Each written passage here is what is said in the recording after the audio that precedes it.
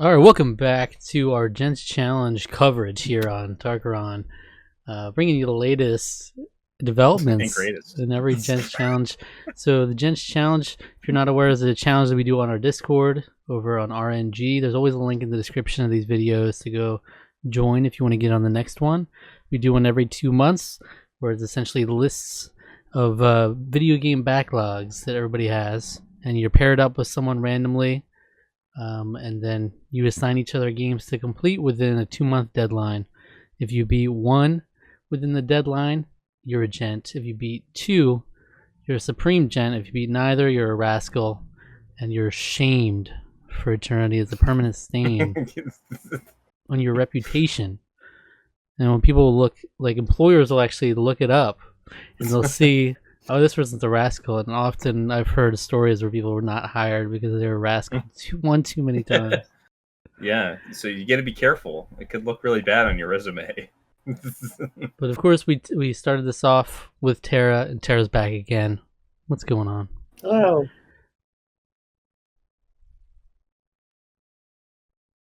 Cool. Let's see how long that would last. Something old, something new. Some things never change. All right, this is the. That's not how the saying goes, Zach. Come on, you got to finish no. it. Yeah, okay. Again, I don't really know. I was just like, yeah, that's a good idea. I don't know. Yeah, I don't think we even talked about the concept when we started this. So it's what was the cutoff that you had for it? It was like you'd have a one game. Was this not? 05? Yeah, no, it was 2010, and I think it was like 2010 and earlier, and then 2011 to now was kind of the idea. Right, so you'd have a list for both of them, so that way you'll have something old, something new, quote unquote. Yep. Yeah. So, yeah, it's gonna be really hard to do a something borrowed, something blue follow up to this. It would be any games you're borrowing from someone else. Yeah, blue games. Blue games. Dabba dee dabba die. Yeah, you do that. And let's just say, we did a video at the start of the challenge, and we always come back to the report afterwards to see how everything went. And I'll kick things off with mine, because my challenge is like a distant memory to me now. I finished my challenge the first week of what was it, June? Yeah, it was the first week of June. Yeah. So it was almost a month or 2 months ago from when we're recording this. I had Deadly Creatures on the Wii and Yooka-Laylee on the PlayStation 4, which I don't have physically. But I forget. I guess did I beat either of them when we started this, or was I already finished? Or I think you were prepped to beat Yooka-Laylee. I think you were doing pretty good. I don't think you had beaten it yet. Yeah, so I beat Yooka-Laylee, and it ultimately, when I was starting it off, it was a lot rougher than the way it ended. I'm glad I saw it through, because you do get more of the more inspired levels and more creative stuff later into the game that I probably never would have seen out if it weren't for the challenge, because it really was like, I don't know if I want to stick with this, and that's what was my impression when I first played it outside of the challenge.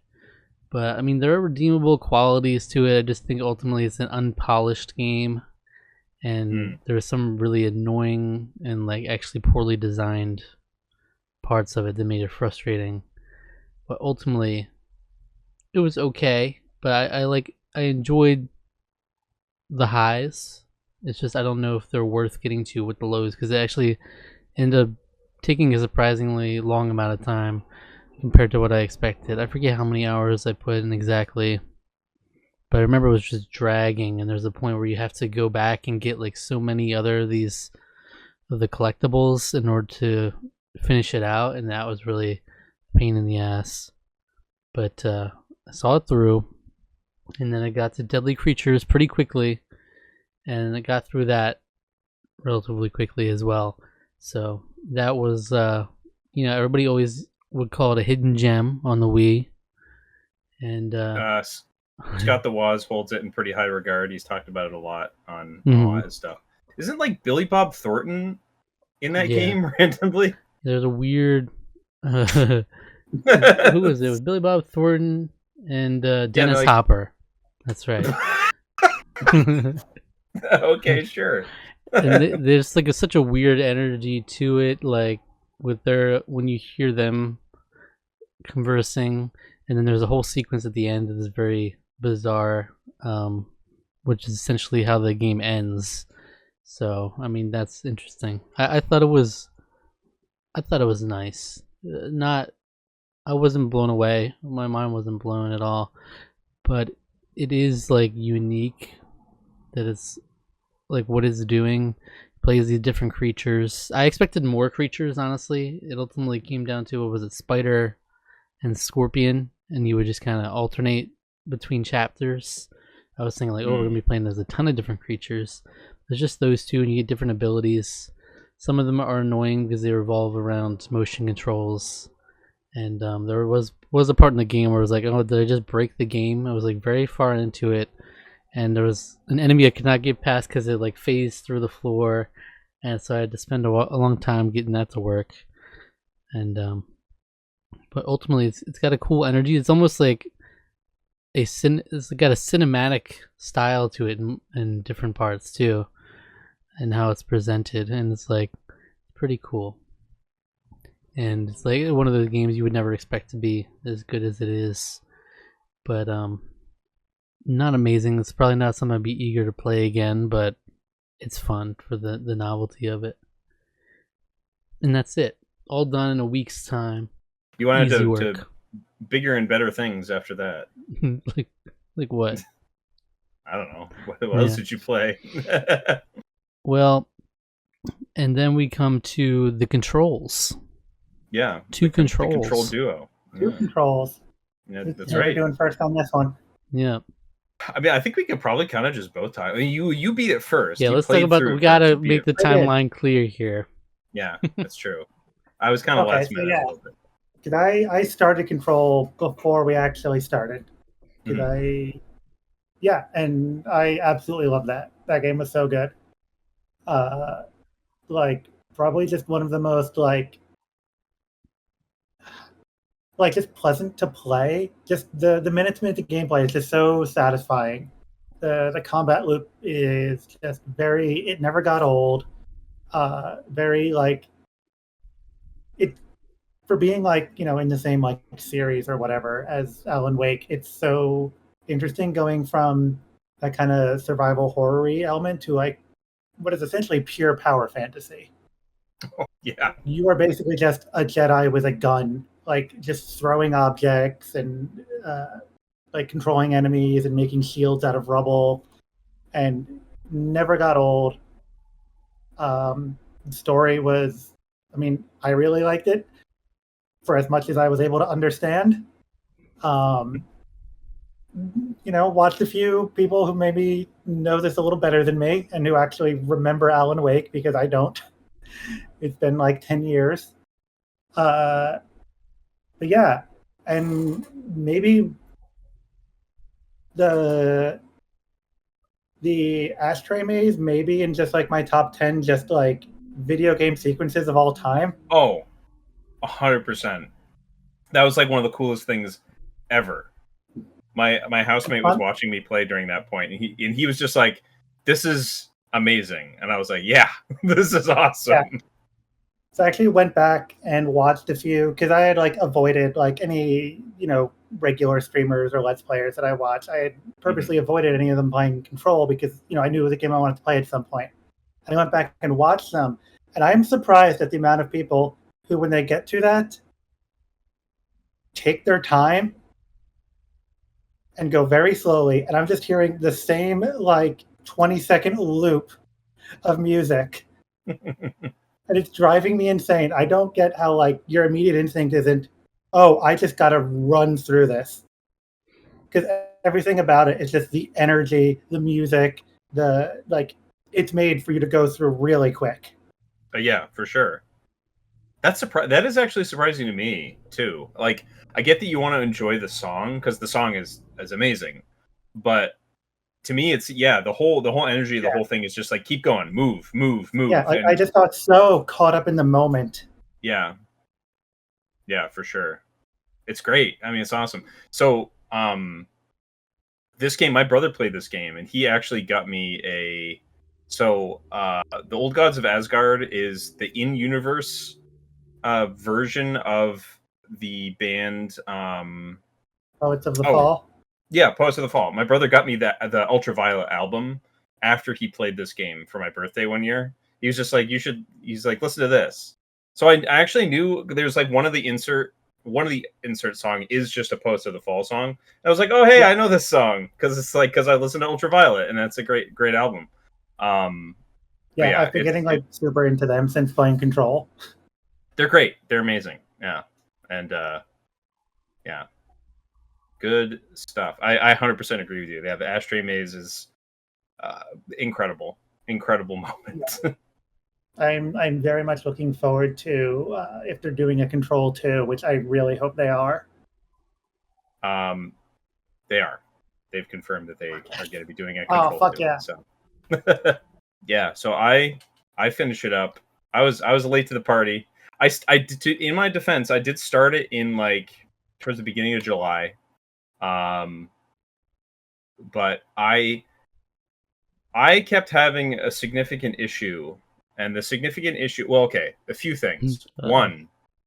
One, I could not, for some reason. Every time I tried to play this game, I couldn't stay awake, and it had nothing to do with the game. It had something to do with me, and I have no idea what was going on. It was just like it'd be after work. I'd already eaten something. I'd watch something on YouTube. We'd watch something, I don't know, like a best of the worst, or we did, something, I don't know. We were watching some other stuff at the time. I don't know. Anyway, so then I'd be like, all right, well, time for me to go down and play some Control. And then it'd play about like a half an hour, and then I'd be like out like a light. And that happened so much. And I was so mad because I'd like wake up and I'd be like, come on. I wanted to keep playing. It was horrible. So that wasn't any good. But as it got towards like the last week or so, I was like, all right, I just gotta like. I had a weekend off. I didn't have to work, and I was like, all right, I'm just gonna like. Well, it wasn't even that. It was just like I'm just gonna power through it. I'm gonna as soon as I get home from work, I'm not gonna do anything else. I'm just gonna eat dinner, and I'm gonna immediately go down and play it. And then from that, I just like I powered through it to the point or to the degree of I didn't realize that I was beating the game when I beat the game. And then I was like, "Oh, I just beat it! Yeah, all right." So did you do the DLC too? So I'm actually still playing it. I'm working on the DLC now. DLC is a very interesting, very good so far. What I will say, I did encounter something that made me very, very angry though. And that is one of the post-game bosses made me. It just isn't fair. It just straight up isn't fair. You can have which one? I can't remember the name of the boss. I can't remember his name, but he floats. He's a floating guy, and in the room, you get him down to about half health, and then he starts spawning ads in. And one of them is where it's like right before it is one of those big rotating bridges. Yes. Yep. I know the exact one. Yeah. Fuck that guy. Yeah. That's actually like it. Actually, was like okay. This actually is horrible. This is actually it's like it kind of pisses me off. It's just not fair. I came back like after I had done the DLC and like maxed out my like shield ability. Yeah. Which I was totally sleeping on for the whole game. That's a fucking game changer. Yeah, I've been sleeping on it too, and I've started using it now that I beat him finally. But I've been sleeping on it, but now that I've gotten to the DLC, I've been using it. And I'm like, wait, this power is amazing. What have I been doing this whole time? Right. So, yeah, yeah, no. So that boss fight sucked because some of the invisible enemies show up during it, and it's awful. It was so horrible because you have to basically be like paying attention to like 3 different things at a time. Yeah. So another problem that I was just starting to encounter. For some reason, possibly controllers, but at least 2 of my controllers have decided to start doing this on my PlayStation 5. I've started to do this thing where they're just lagging. They'll lag out for no reason. So, and it will be like kind of random. It'll just all of a sudden start in the middle of doing anything. I've tested it out. It's not just the game. It'll happen on like the PlayStation 5 menu as well. It was happening while Dubs was another thing that distracted me, other than other games coming out and the stuff that we reviewed for the channel. I've also been doing more Kingdom Hearts 3 stuff with Dubs, working on post game with that, and he's having a good time just mindlessly grinding while we shoot the shit. But that's the thing when he gives me control of it. Control. When he gives over me control to it, it will like lag out randomly at times there too. So I don't know what's going on with that. It happened to like the thing is it all started to happen all at once with I think all of my controllers. From memory, it's all of them. I might be mistaken that it might not be happening with the one that's a little newer, but it doesn't really. I don't know. It doesn't really make any sense because like it shouldn't happen to all of them all at once. You wouldn't think, but that's been annoying. And that wasn't fun. But I powered through it. I was able to beat the game. And now I'm doing the DLC, trying to get all the. I think I'm like 2 trophies away from the platinum already too.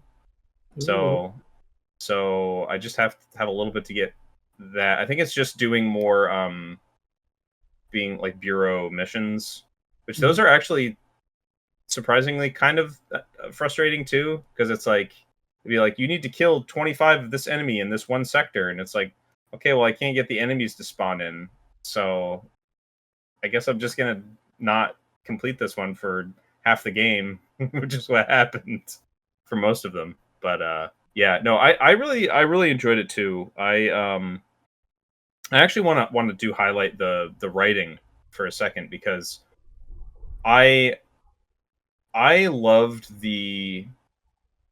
Jesse. Jesse Faden is an amazing character, and one thing that I kept thinking about was like, this is like all the characters that are trying to be kind of like I think of like Forspoken. Forspoken is a game that I enjoy, but I hate the story and I hate the characters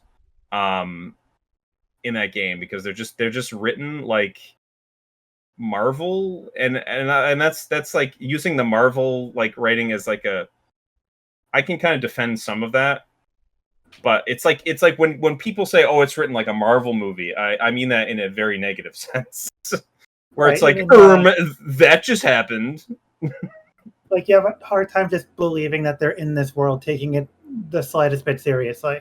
Right. Yeah. Right. No, I totally agree. I think Jesse really toes that line really well without going overboard. Like pitch perfectly. It's just like she's reacting to it like how a normal person would, but it's not like it's not like in an overly jokey way. It's just in a like, oh, like kind of like well, geez. So it's like it rides that line like perfectly. And I'm like, man, learn something from this. Like, take something away from this.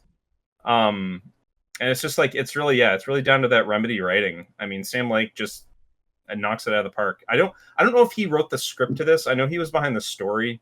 I don't know if he was involved in the script writing. But I love the blending of live action elements. Yeah, I thought it was I'm done a big so fan well. Of Dr. Darling specifically. Dr. Darling is incredible. Who apparently that's Alan Wake's VA. That makes a lot of sense, actually. Yeah, like that's cool that he can do like live action like that too.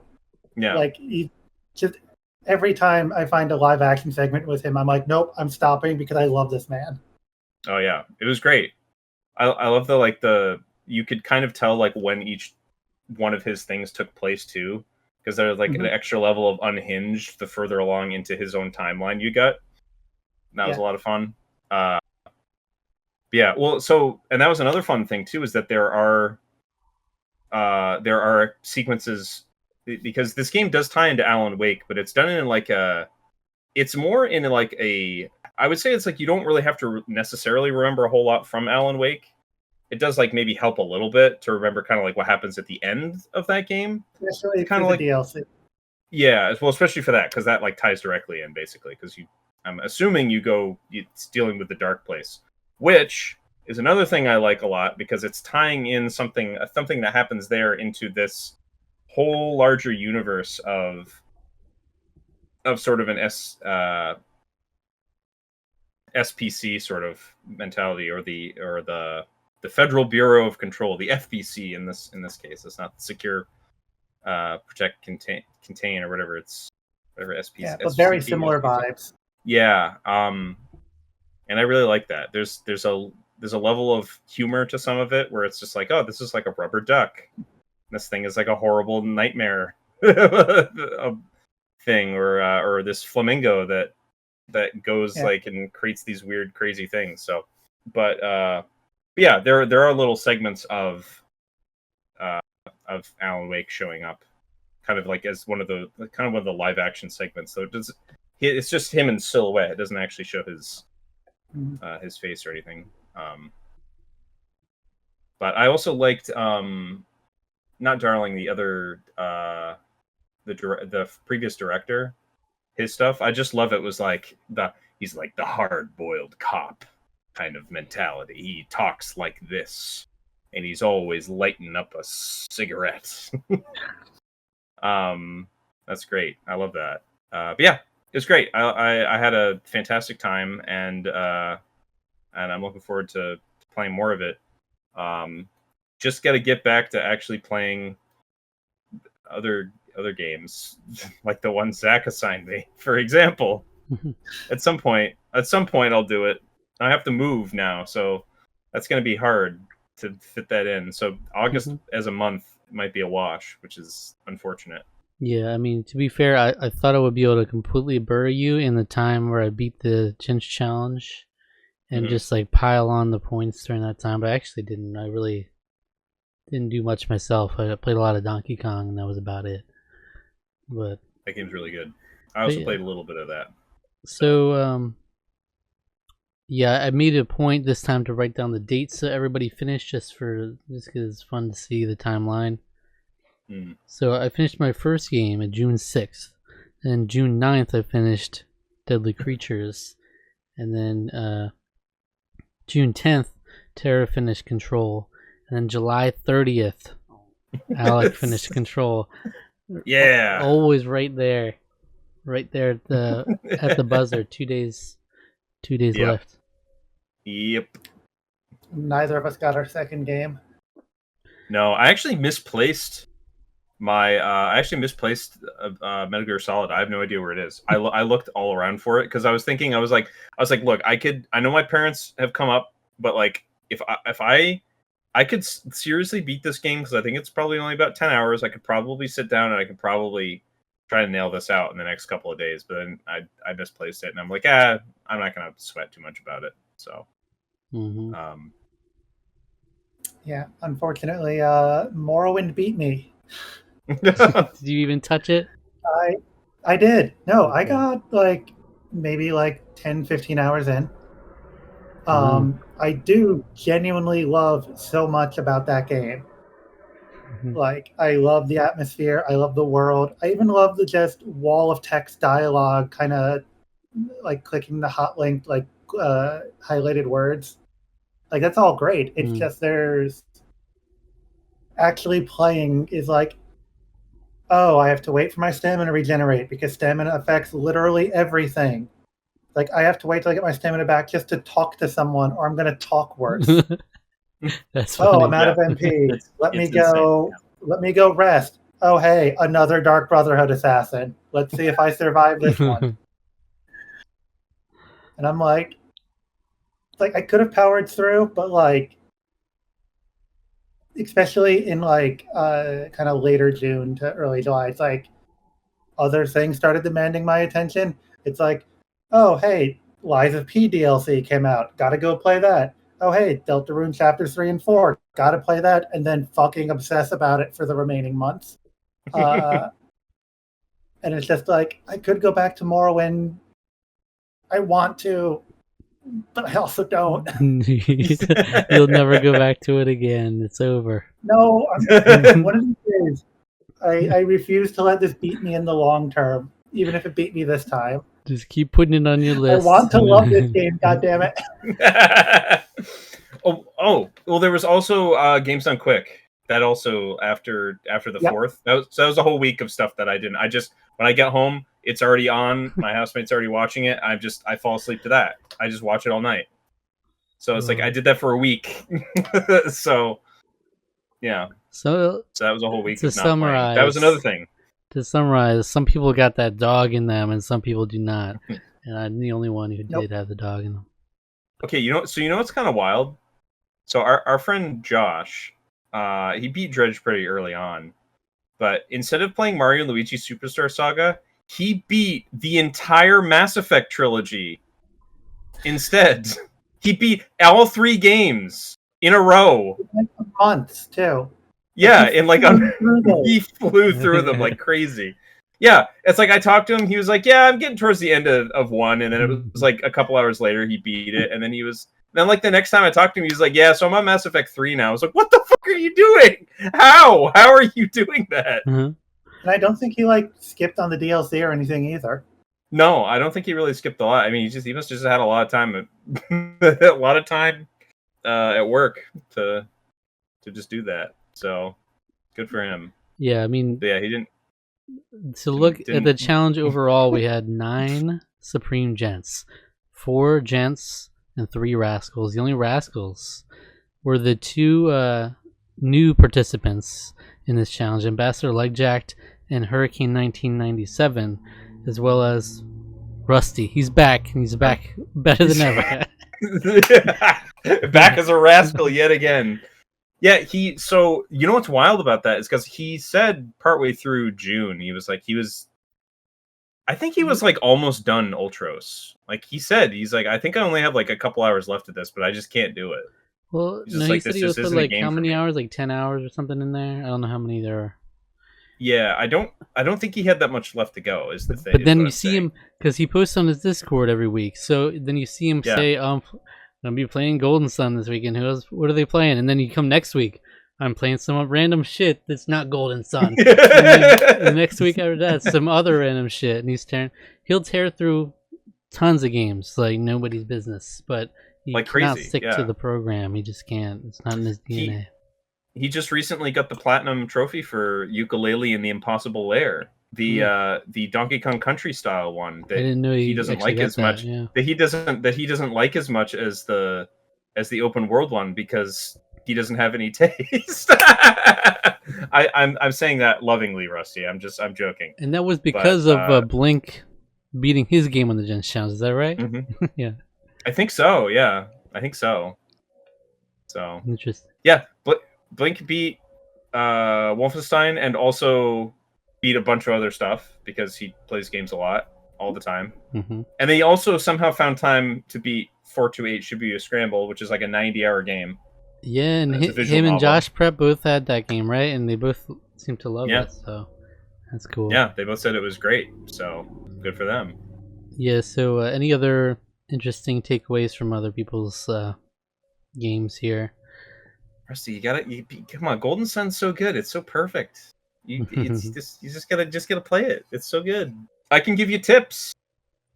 You want to unlock weapons? I know some cheats and tricks to get some unlockable weapons. Mm-hmm. Yeah. Did you do your Gents ranking yet? Adding in I have not. Where was the ranking? The Gents ranking. Here we go.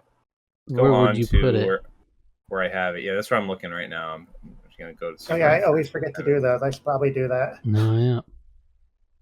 Let's see. How many games have you finished now? 3. So your list wouldn't be very long, but hey, everyone starts somewhere. Yeah, Luke started when he beat his first game. He put that right up there on the ranking. Yeah, number 1. Just like there it is. It's right there. Or I think Dubs did that once upon a time too, but he hasn't updated. He did that too. Let's see. I think I would put it like, ooh, man, my top 5. Actually, my top 10 is incredible. My top 10, I can honestly shift a lot of these around. So my number one's Shovel Knight, then Donkey Kong Country Tropical Freeze, then Hollow Knight, Celeste, Mario 3D World plus Bowser's Fury, Wolfenstein: The New Order, Undertale, Phoenix Wright Ace Attorney, What Remains of Edith Finch, and Fury, and Transistor, Pandora's Tower, Spec Ops: The Line. Honestly, all those games are games that I like. Mm-hmm. And then it's like I only had 3 games that one is Grease, which is like I feel like I'm missing something with that game. I need to like go back to it, and I feel like I need to play it again. Sonic Adventure 2 Battle, which I have a lot of complicated feelings about that game. Mainly, it's not very good, but I did like the Sonic and Shadow segments, and the music is really awesome. I just kind of hate playing as everything else. And then Epic Mickey, which I think is a horrible game. Okay. I feel like it's going to be it's going to crack top 5, but I just don't know exactly. I think I want to put it. I think I probably put it right under Hollow Knight, maybe just above it. I'll have to think about it a little bit. I might shift this list around a little bit too. Wow. So, because there's a lot. Yeah, I mean, it's you great. got a lot of indie It's games in your finished games. I do have a lot of indie games in here. Yeah, Alec, you may hate me for this, but just not about the quality of a game, just personal preference. I think I'm gonna have to go Control, then Chrono Trigger, Okay. then Indiana Jones: The Great Circle. Okay, fair enough. You know, I can look at mine. Chrono Trigger's not new and flashy and power. I mean, honestly, the gameplay of Control is immaculate. I mean, like I completely agree with you. It's just like moment to moment is just like, and that was actually something. So Pete Dorr, Zach, he was streaming Control. He streamed Control like 2 weeks ago or like a week and a half ago. Mm-hmm.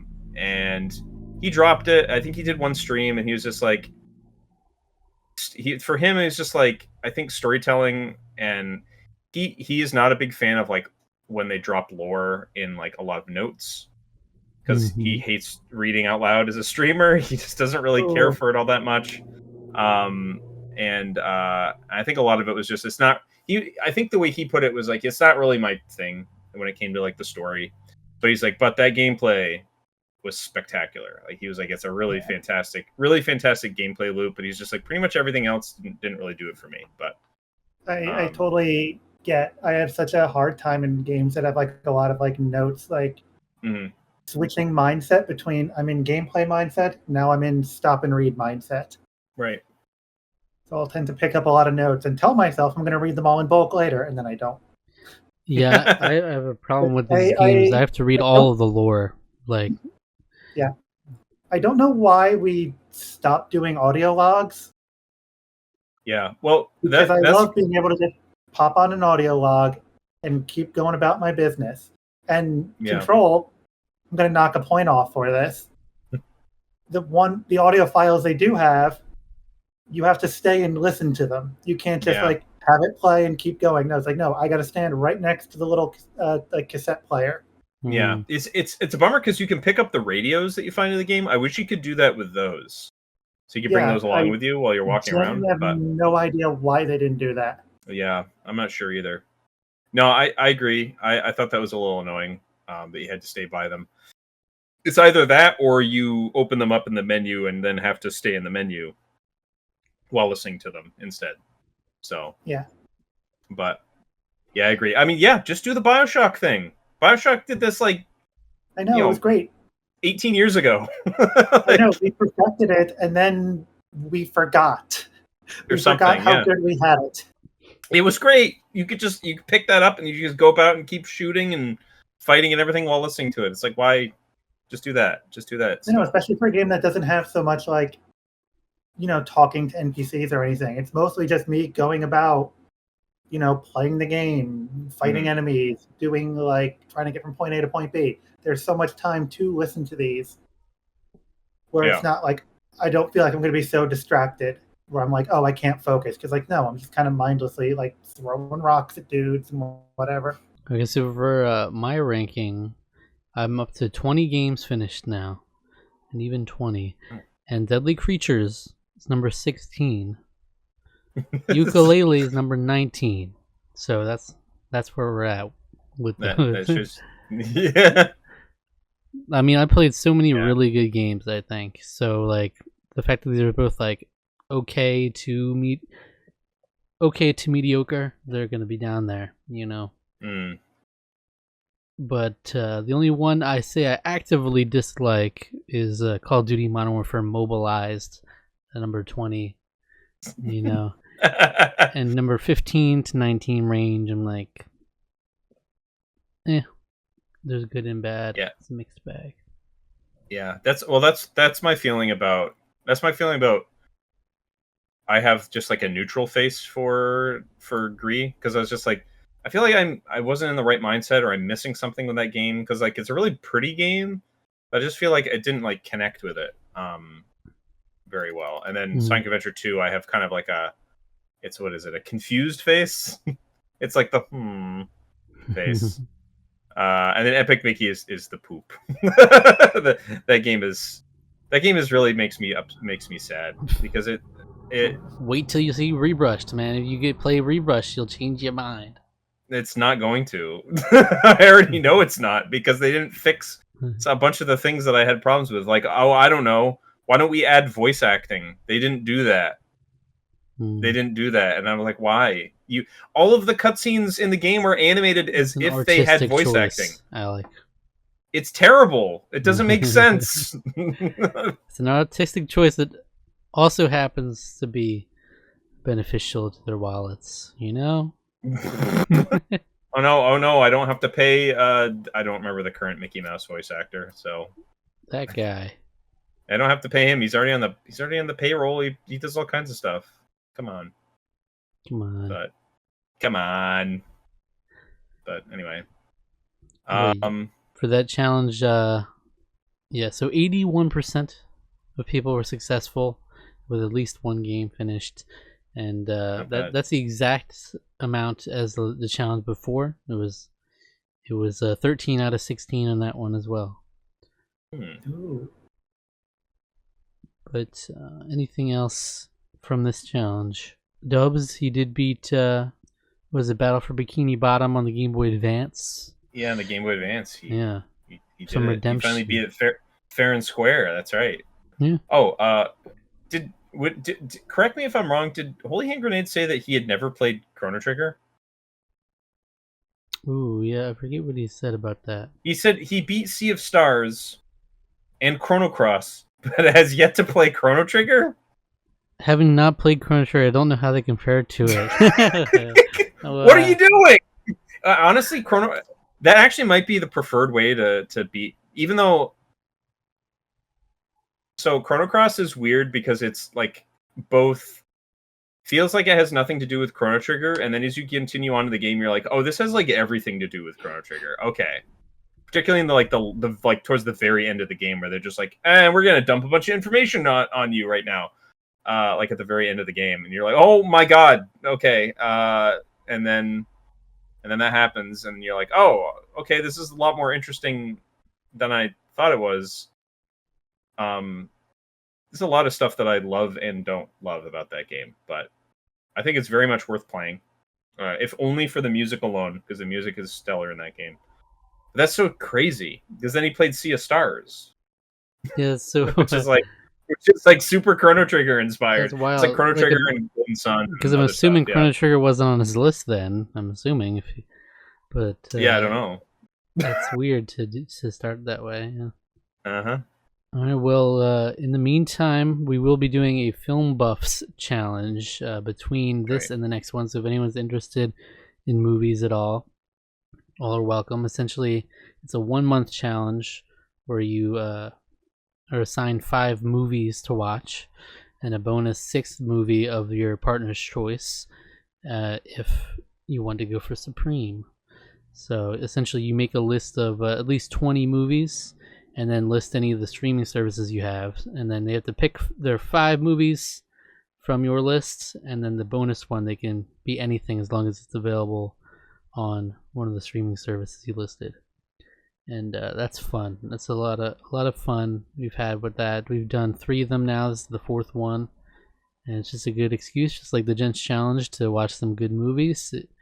Maybe you need some encouragement to watch, or wouldn't have watched otherwise. So Yeah, I watched Wolf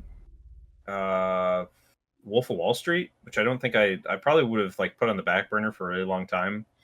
But I finally watched that for a challenge, and I was like, I was worth watching. I'm glad somebody had me watch that. I was like, it's a good movie. The Thing too, right?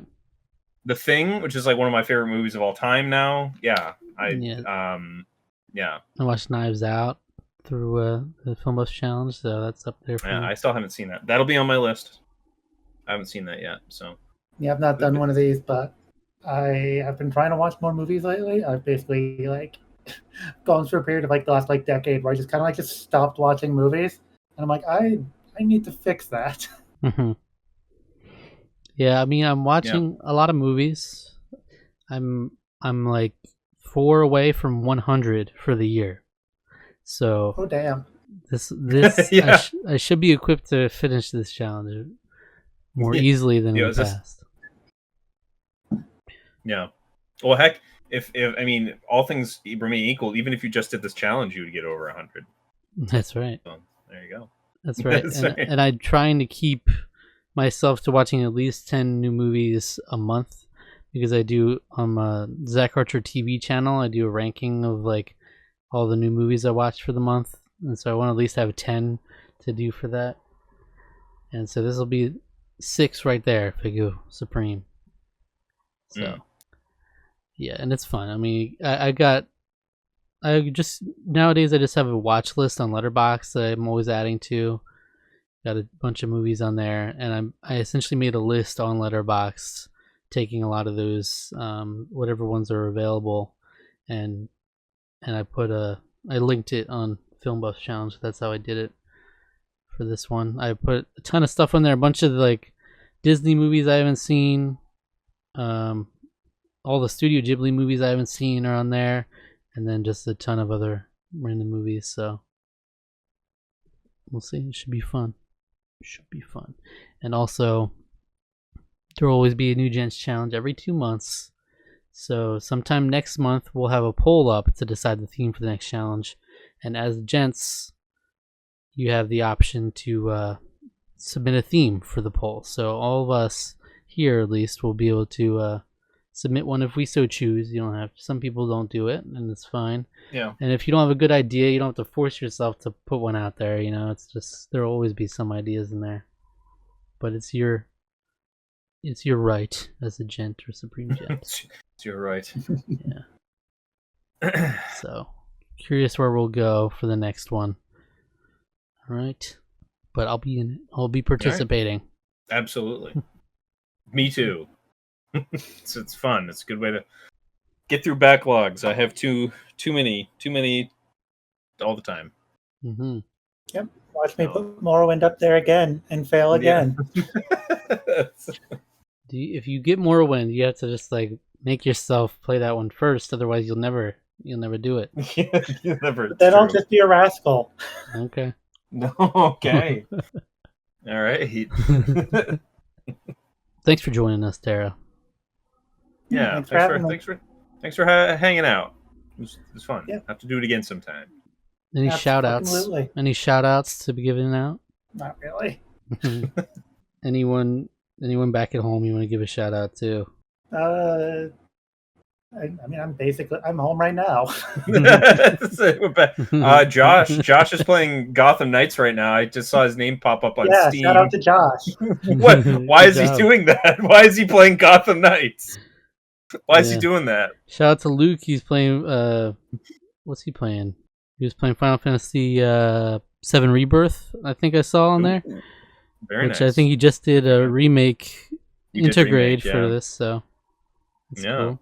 All right. In the meantime, I'm gonna beat that. Yeah, you do. Yeah, that would be an easy point. You thought you would think it's an easy point. Keep pushing. It will be. In the meantime, I'm going to recommend a random Tarqaron video for you guys to check out next. And that very cool. Random video is, go check out our Life of Chuck review. All right. Oh. It's a movie that came out this year that we watched. Tara, when are you gonna watch Life of Chuck? I don't know. I'll add it to my list for the Film Buff Challenge. I don't even know if it's on streaming yet. It might. I'm assuming it might be. I don't know. No, it's probably like you can pay $20. $15. Yeah, $20. Yeah, no thanks. Yeah. I mean, not that it's a bad movie by any means, but $20. But is premium, $20. premium digital stuff. Yeah, it's not great. Anyway, until next time, take care of yourselves. All right. Oh my gosh.